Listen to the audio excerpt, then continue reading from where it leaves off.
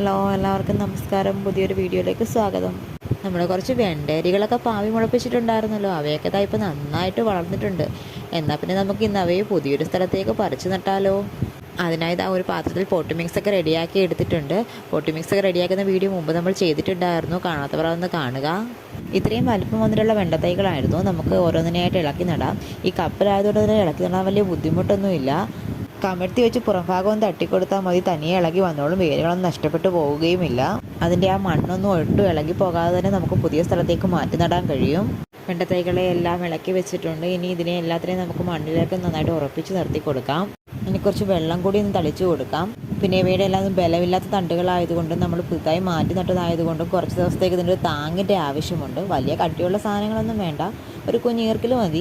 ഒരു ഈർക്കിൽ കുത്തി കൊടുത്ത് ഒരു കുഞ്ഞ് വള്ളി കൊണ്ട് ചെറുതായി ഒന്ന് കെട്ടിക്കൊടുക്കുക. ഒരുപാട് ടൈറ്റൊന്നും ചെയ്യേണ്ട, ചെറുതായിട്ടൊരു താങ്ങിന് വേണ്ടി മാത്രം ഒന്ന് ചുറ്റിക്കൊടുക്കാം.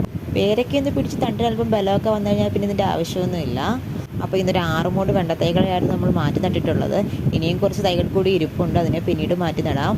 അപ്പോൾ ഓക്കേ.